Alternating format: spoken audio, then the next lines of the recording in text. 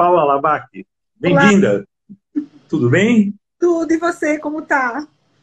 Tudo bem. Eu estava começando a nos apresentar aos nossos internautas, espectadores. Eu sou Josimar Melo, sou curador de gastronomia do novo canal Sabor e Arte, canal a cabo do Grupo Bandeirantes, que vai focalizar a gastronomia no Brasil e no mundo 24 horas por dia, 7 dias por semana. Uma grade de programação incrível. A nossa estreia, então, é dia 28 de junho próximo, à noite, às 10 da noite. E entre as várias atrações que nós teremos, uma delas é a chefe Paula Labaki, e um programa que ela vai apresentar semanalmente, falando do fogo, da brasa e dessa técnica, dessas técnicas ancestrais que conformaram a humanidade tal qual nós somos. Prazer estar aqui com você. É um prazer enorme fazer parte desse projeto que, puxa vida, é incrível, né? Tinha essa lacuna aí e acho que vai preencher um espaço muito bacana. Para mim é assim, uma honra estar com você também no projeto, uma pessoa que eu admiro há muitos anos. Minha mãe já era uma admiradora sua, do seu trabalho. E estou super feliz de Obrigado. ver essa semana. Obrigado, Paula. A gente vai, mas, sobretudo, eu queria aproveitar esse momento para apresentar você para os nossos internautas e futuros telespectadores, e você e o seu programa, o programa Direto na Brasa. Bom, quem não conhece, então, a Paula Labaki é uma especialista em churrascos, né, em preparados ali no calor da brasa, mas eu queria que você se apresentasse um pouco, primeiro para dizer que você se tornou um especialista de churrascos, né? Mas você, na verdade, tem uma formação de chefe de cozinha. Já foi chefe de cozinha em restaurantes que não eram especializados em churrasco. Conta um pouquinho da sua história. Como é que você chegou na gastronomia e como é que, na gastronomia, você terminou chegando no churrasco, que é a especialidade que você vai apresentar aqui no Sabor e Arte. Bom, eu fui criada numa fazenda no interior, né, de São Paulo, uma fazenda de café e leite. E, e sempre acompanhei muito o meu pai nas coisas da fazenda, porque sempre gostei muito. E minha mãe sempre foi uma pessoa assim, apaixonada por gastronomia, estudiosa, sempre buscando informação, mandava naquela época livros e tal. Então, eu sempre tive muito. A gastronomia sempre fez muito parte da nossa mesa, né? A cozinha, a comida boa, a comida de verdade. E como a gente morava na fazenda, uma comida muito fresca, muito vinda ali, né? Do entorno. A paixão começou aí. Desde nova, eu sempre gostei de brincar de cozinhar, de estar ali junto com a minha mãe, de ver o que ela estava fazendo, enfim. Naquela época era difícil, né, Josimar? Uma mulher, pai árabe, médico, fazendeiro, e a filha queria ser cozinheira, né? Mas eu Naquela acabei... época, em uma família tradicional, a menina podia até cozinhar, desde que fosse para cozinhar para o marido, né? Casar e cozinhar em casa, mas Mas é trabalhar na rua e ainda cozinhando. viável, né? Então, e eu sempre fiz pé firme, que queria, e comecei muito cedo a me dispor a isso. Fiz faculdade de psicologia para agradar meu pai, mas assim, dentro da faculdade de psicologia era assim: Paula, vai ter uma festa, você pode cozinhar pra gente? Paula, vai... sempre. E depois já comecei profissionalmente também. E fui me desenvolvendo nessa área, né, que sempre foi minha grande paixão, e sempre com aquela coisa da fazenda, da comida de verdade, dos sabores muito frescos. E fui trazendo isso comigo. De uns 10, e uma das partes que sempre me encantou foi a charcutaria. Amava a charcutaria, amava o processo de charcutaria desde pequena e tal. Aí, de uns 12 anos para cá, eu resolvi voltar mais. Nesse meio tempo, eu trabalhei em vários lugares, eu montei o meu catering, que fazia eventos. Mas aí eu comecei a E você, direcionar. desculpa, e aí nesse meio tempo você também trabalhou em restaurantes de outras especialidades, né? Sim, Estudou também, chegou a estudar também gastronomia. tive restaurante com a minha primo, sou prima do Piquinha. Não sei se você deve conhecer Uhum. tanto.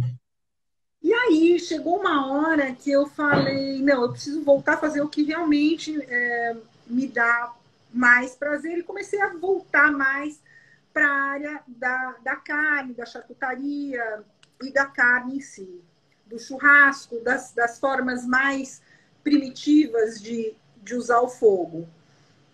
E foi uma coincidência que depois de alguns anos a gente teve um boom da carne, né? Do churrasco, do desenvolvimento realmente, tanto da cadeia toda, dos produtores, dos pecuaristas. A gente vem numa crescente aí no Brasil muito grande. Então, casou com essa minha... Quer dizer, a minha retomada foi um pouco antes, então eu já estava mais envolvida, e daí eu fui dando asas para isso, né? Fui podendo brincar mais nesse universo, que era um universo que eu gostava tanto.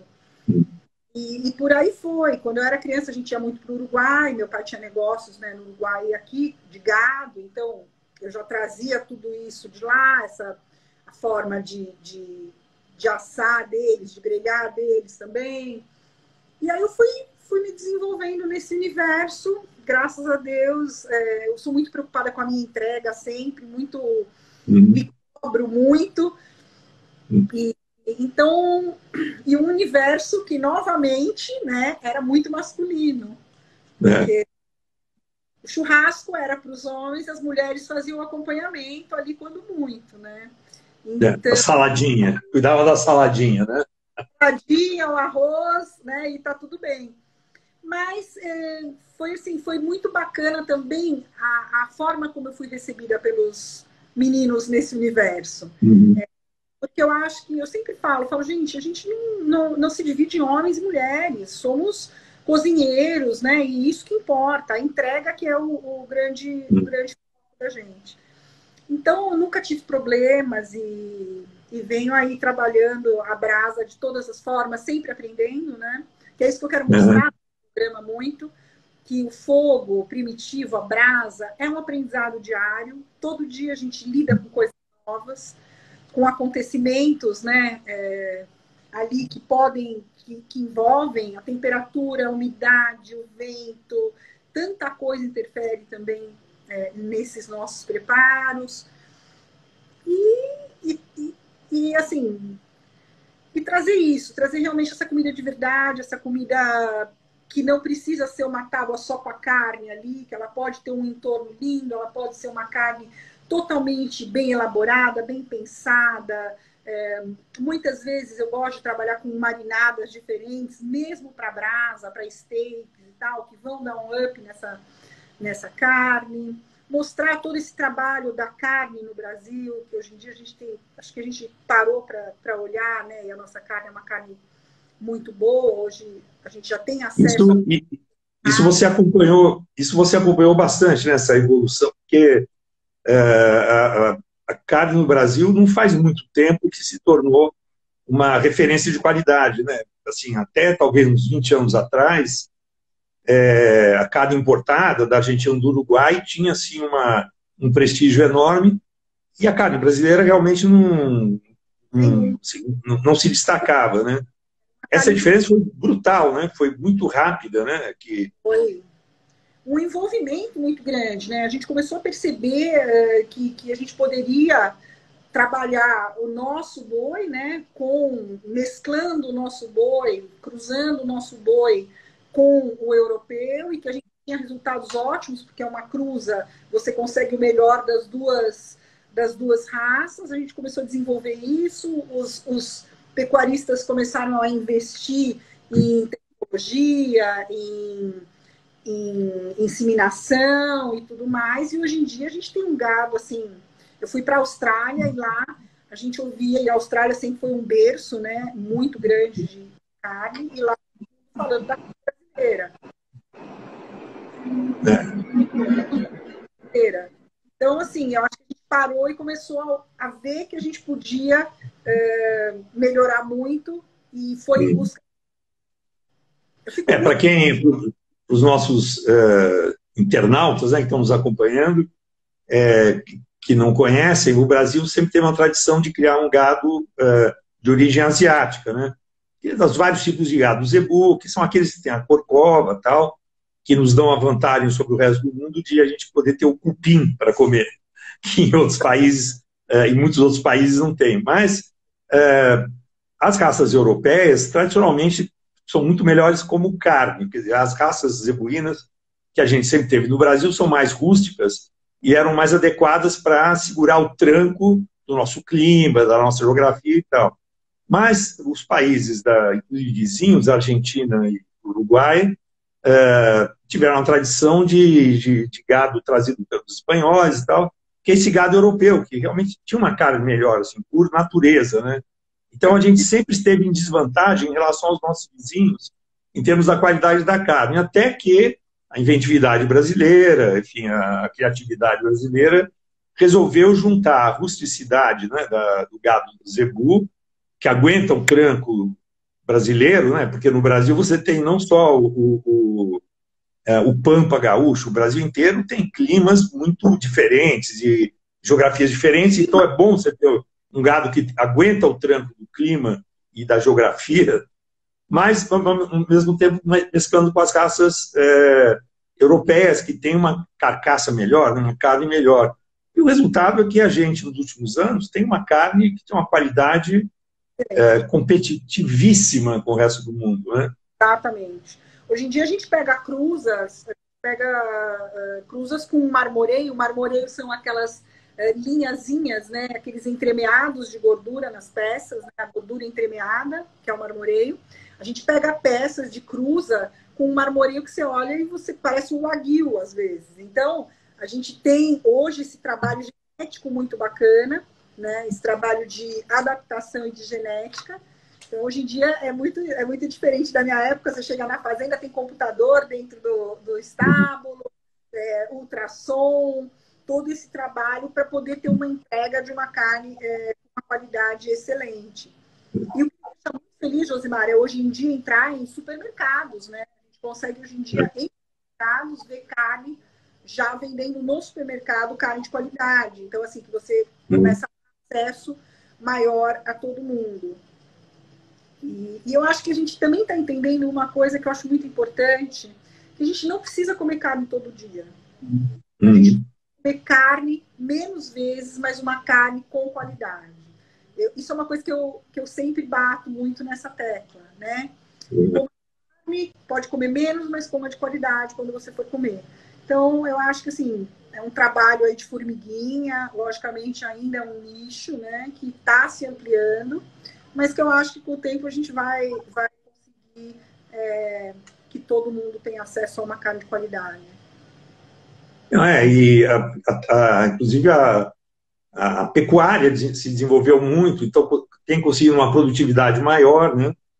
E sem abrir mão da coisa que eu acho que é maravilhosa da carne brasileira, que você vai para a Europa, tem países que têm gado europeu, que tem a melhor carcaça, a melhor carne, Aberdeen Angus, né?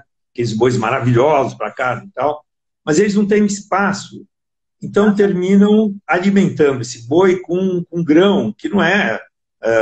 O boi não come grão natural, ele come pasto, essa é a natureza. E isso muda o gosto, né? E até em lugares que tem espaço, como nos Estados Unidos, por exemplo, eu vejo, eles têm o hábito, que é muito mais produtivo, você consegue produzir muito mais boi em menos espaço, se em vez de deixar eles pastando, você prende eles e fica dando grão, grão, grão. Então eu vou, os Estados Unidos tem aquelas carnes maravilhosas de aparência, linda, aqueles bichos maravilhosos, com osso, marmoreio, não sei o quê. Aí eu como, eu sinto um gosto de cornflakes, parece café da manhã, parece que eu estou comendo milho, entendeu? Cereal. E isso não, a carne brasileira tem um gosto de pasto, né? Tem aquele gosto descarado, de caça. Né? Eu acho assim, o gosto, a gente está acostumado, faz parte da nossa vida o gosto, desse gosto de carne mesmo, de pasto, de sentir esse gosto. E esse é um grande diferencial nosso, exatamente isso. Os países europeus, por conta de espaço e de geografia, eles fazem confinamento da hora que nasce ao término. Então, assim, é uma carne linda de se ver, mas que tem um sabor, né, muito... transforma o boi em sucrilho. Aquele gosto de milho, aquele gosto de cereal e não gosto de carne, né? Tem coisas, Josimar, por exemplo, não dá para fazer uma costela fogo de chão com um aguil com 100% Angus. É impossível isso. A gente precisa do nosso log também, entendeu? Aquela carne maravilhosa que muitas vezes... Um cupim. Para qualquer lugar do mundo que eu vou para fazer churrasco, as pessoas falam para mim, você pode fazer aquilo que você faz, que eles veem no meu Instagram? Eu falo, olha, infelizmente não vai dar, porque a gente não tem cupim aqui, né? Uhum. A gente tem cortes que são únicos do zebuíno e que são maravilhosos, e a gente não pode isso, né? Mas mesmo as fazendas de zebuíno hoje têm feito um trabalho muito bacana de melhoria, né, da carne. Então, eu acho que esse movimento é muito legal. Bem bacana e que eu quero mostrar muito no programa, Josimar, é que a gente pode, os veganos, vegetarianos, a brasa traz um sabor ainda mais legal para isso, né?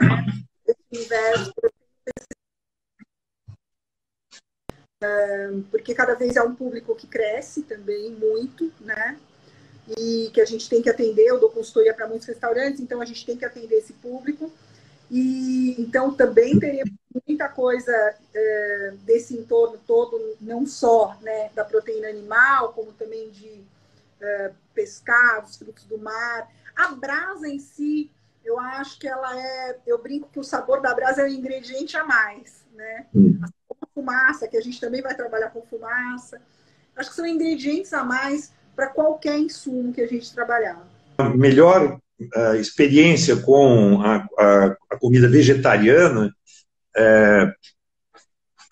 aconteceu 20 anos atrás, quando o Alain Passard, chefe do restaurante Arpège, né, em Paris, que é um chefe 3 estrelas, e assim um gênio do assado, um gênio das carnes, assim, ele fazia assim, do pombinho até uma cabeça de porco, sempre foi a perfeição, assim, irretocável.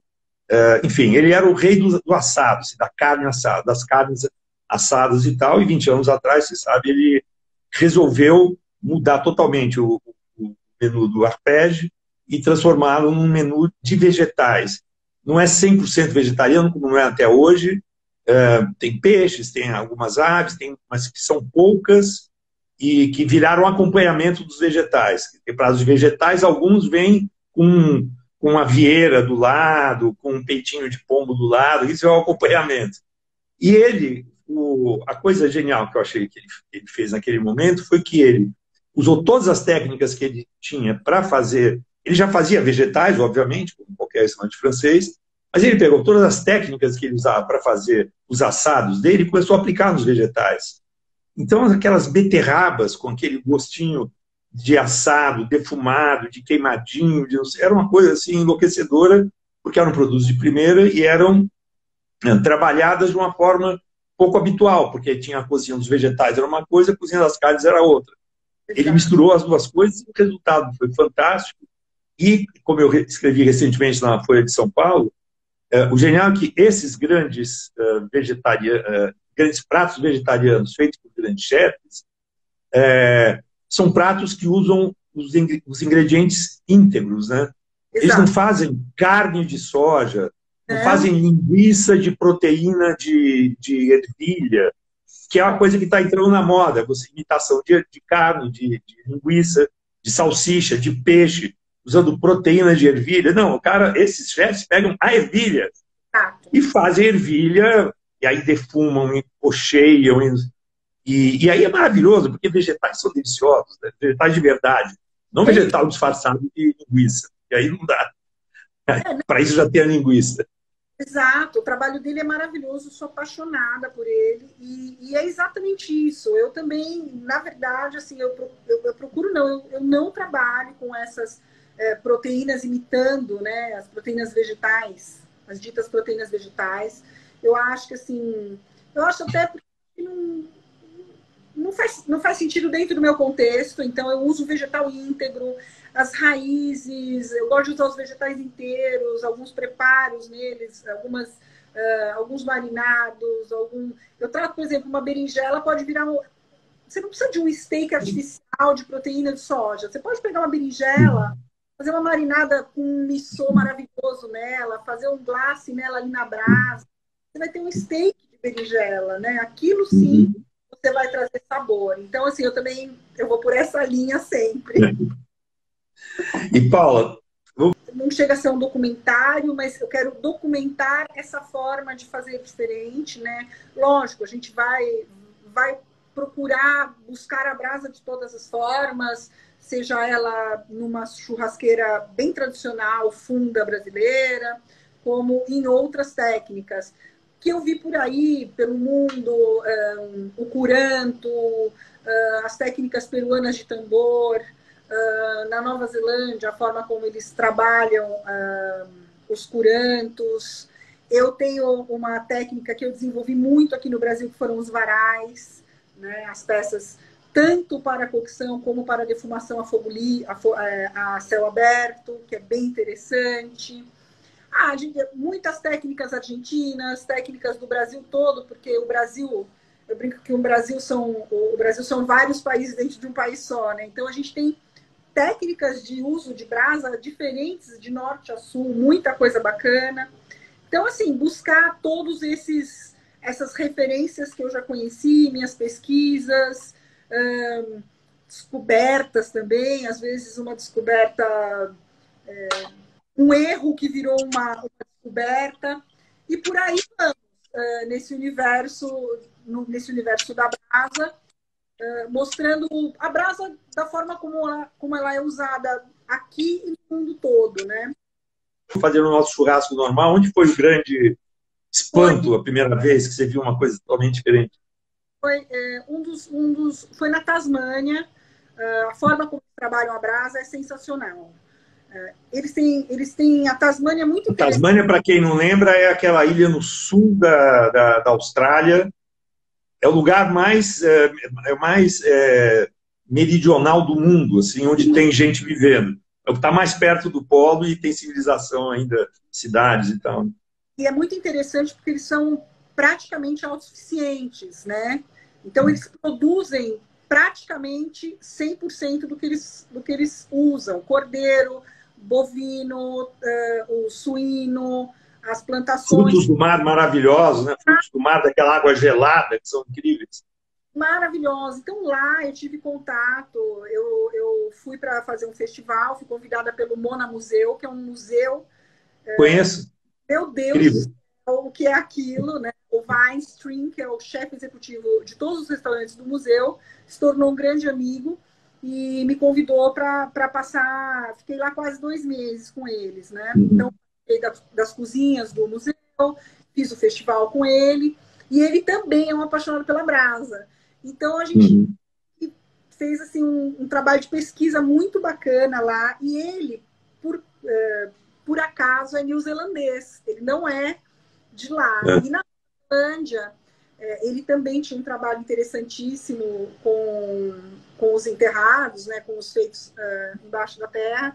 Então, a gente fez, que é os hangar, né, que eles chamam hangai. Então, foi muito legal. E lá, eles têm uma proximidade ali com as ilhas também, né, da Oceania. Então, algumas coisas que muito ali que eu amo particularmente. Então, quando eu falo para vocês esses marinados, algumas coisas assim,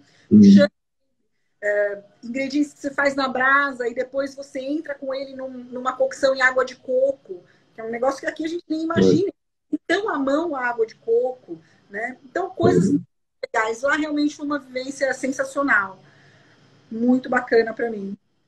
A Austrália, é engraçado, a Austrália tem uma coisa meio gaúcha, assim, que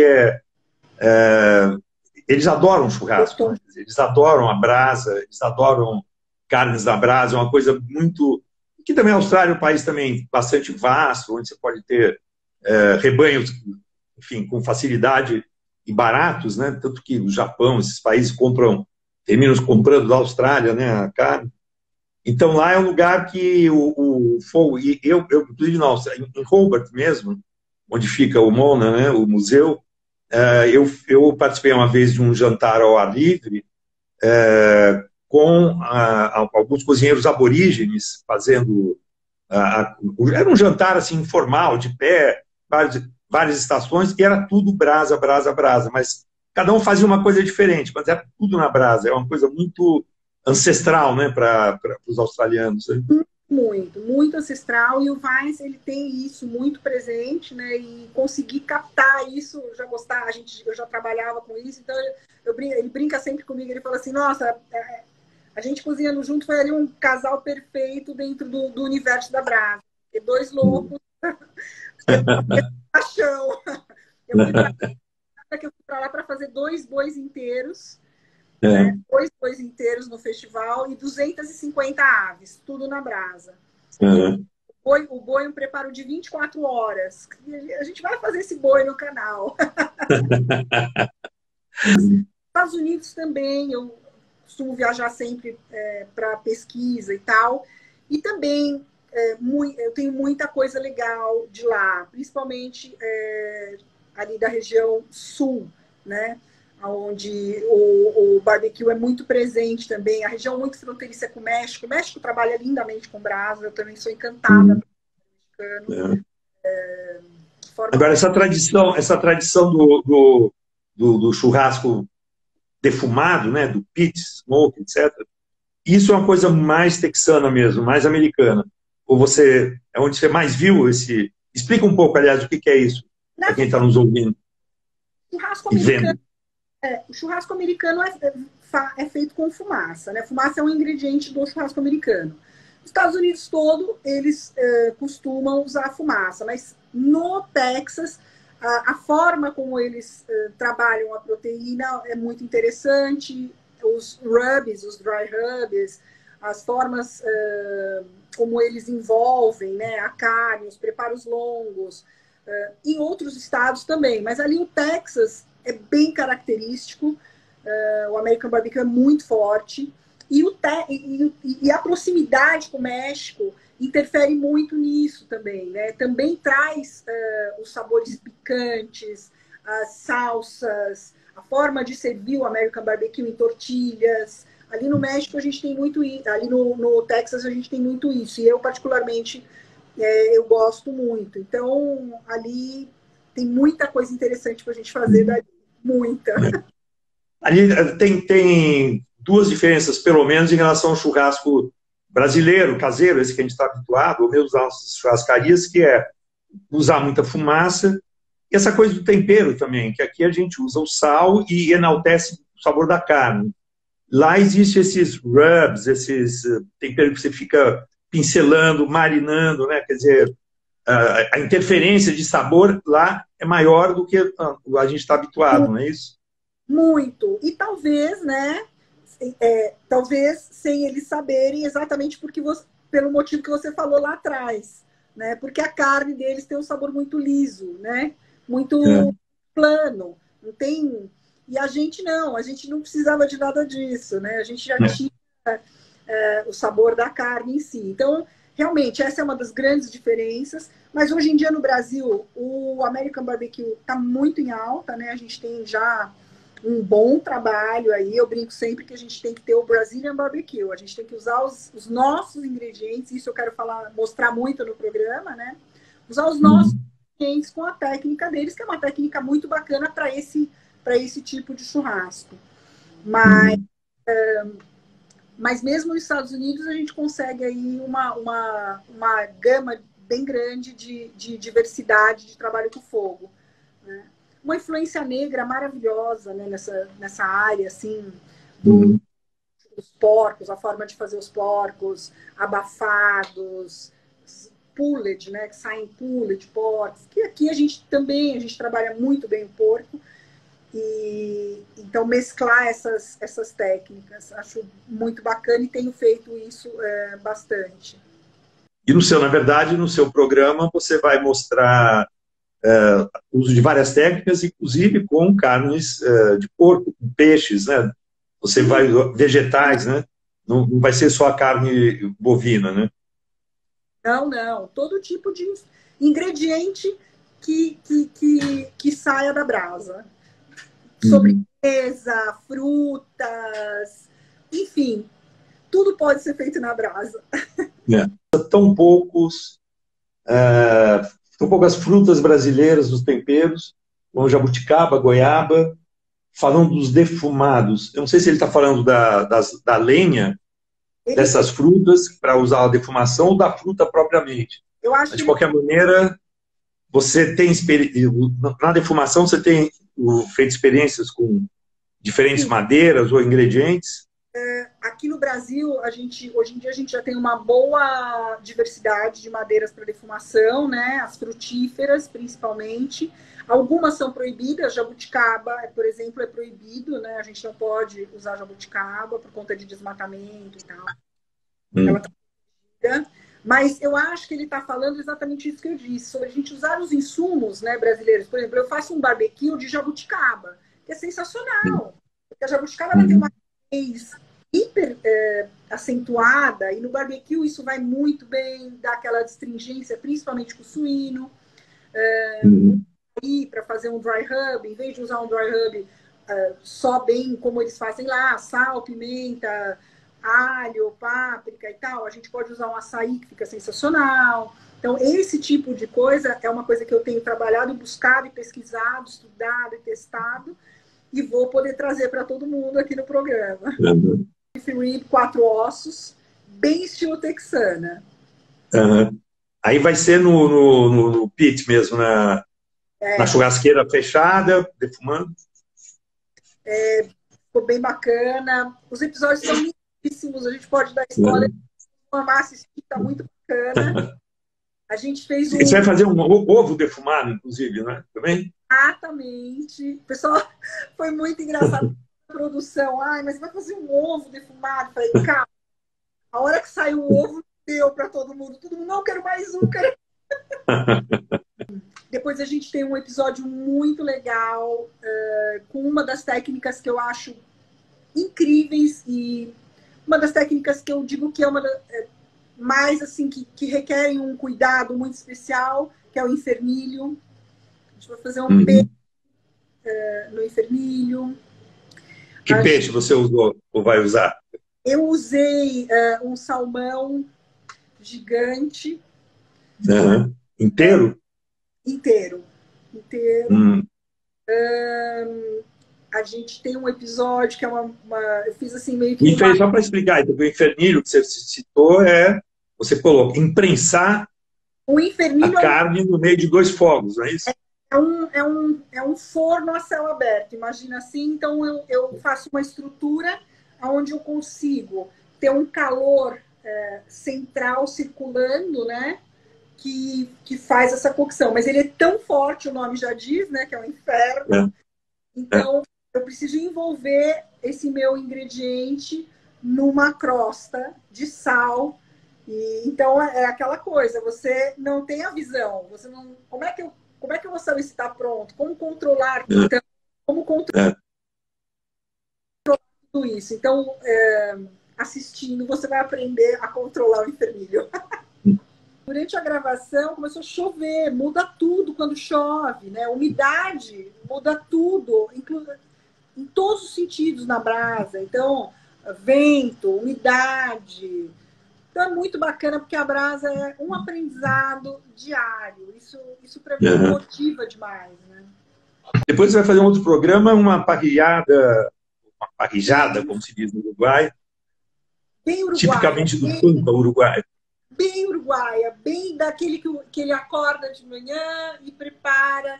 Eu lembrei muito do meu pai fazendo isso, que era um apaixonado, né? Mas bem uruguaia mesmo, com ingredientes típicos, bem típicos de uma parrilhada uruguaia. Então, aí nesse caso, num episódio você vai usar aquele forno, aquela churrasqueira fechada, que dá defumação, no outro vai ser o inferninho, que é cercado, e que nesse episódio da parrilhada, ou da parrijada, como eles falam, aí vai ser aquela parrilha que parece mais com a churrasqueira que a gente conhece no Brasil. Ela é a churrasqueira aberta. Caixa de fogo, grelha uruguaia. E você depois que adentrou esse ramo da brasa direta, você se dedicou agora só a isso na gastronomia, ou você continua fazendo outros tipos de comida, servindo como você fazia no passado? Você continua tendo catering, continua tendo o seu... Tem o catering, esse momento... Onde você faz cozinha de todo tipo. Sim, eu montei um delivery, eu montei uma deli, né, que eu tenho um pastrame, eu produzo pastrame, e aí acabei montando uma deli, e hoje eu tenho o delivery, né, que é a Labac Deli Shopping. Tem o catering, mas na pandemia a gente está absolutamente parado os eventos. Uhum. Dou bastante aula e muita consultoria, né? Eu dou muita consultoria para restaurante, para abertura, implantação, para reestruturação, montagem de cardápio. Então, hoje em dia, hoje eu estou até aqui num dos meus restaurantes de consultoria. Na verdade, aquela minha paixão pela charcutaria, o pastrame vem disso, né? Então, é uma carne curada durante dias, depois ela passa por defumação e cocção. Na Deli, a gente faz muitas coisas que eu fazia, as pessoas sempre falavam, ai, Paula, eu fazia no evento, a pessoa, ai, Paula, onde que eu compro? E eu não tinha, né? Não tinha um restaurante, a pessoa queria comer, eu não tinha. Então, algumas coisas eu fui pondo na Deli. Então, eu tenho os meus picles, alguns molhos, os defumados, a gente vai colocando as coisas mais práticas que as pessoas sempre me pediam. Mas, assim, o grande carro-chefe são os sanduíches de pastrame, que graças a Deus estão indo super bem. Eu forneço também para alguns lugares aqui em São Paulo. Então, eu forneço pastrame para restaurantes e tudo mais. E estamos caminhando. Encaminhei o meu filho. Minha filha trabalha com gastronomia também no Chile, né? Vai voltar para o Brasil, uma confeiteira maravilhosa. E o meu filho trabalha comigo na Deli, está cuidando da Deli agora. As coisas que ainda precisa colocar, os internautas vão cobrar, né? Então, pastrame e o boi inteiro, né? Você disse que um dia vai fazer também. Com certeza. Quanto tempo demora fazer um boi inteiro? 24 horas? Porque o boi, a peça inteira é num espeto giratório, como que é? É um espeto espalmado, né? O boi espalmado inteiro, aberto mesmo. Depois, se os internautas quiserem dar uma olhada, tem lá no meu Instagram fotos antigas, na Austrália, inclusive. Mas já fiz aqui no Brasil também. É aberto, espalmado. Um espeto que eu controlo a rotação dele. E são 24 horas. Então é isso. Obrigado pela audiência. Obrigado, Paula, pela participação. Obrigado aos internautas pela audiência. Na próxima terça-feira a gente vai voltar com o nosso Happy Hour, com mais uma pitada assim, mais um... Não é uma pitada de tempero, mas é mais do que isso, né? Mais um aperitivo, um tira-gosto, né? Do que vai ser o canal. Aqui, nossa conversa dura 1 hora, mas o canal serão 24 horas no ar. Então, obrigado a todos e dia 28 estreamos Sabor e Arte, novo canal de gastronomia. Sabor e Arte, dá gosto de ver. Obrigado, Paula. Obrigada, um beijo Suas grande. palavras. Dia 30 estreia, 22h30, estreia direto na Brasa, direto da Brasa com a Paula Labac. Não percam. Tchau, obrigado. Obrigada. Tchau a todos, obrigado.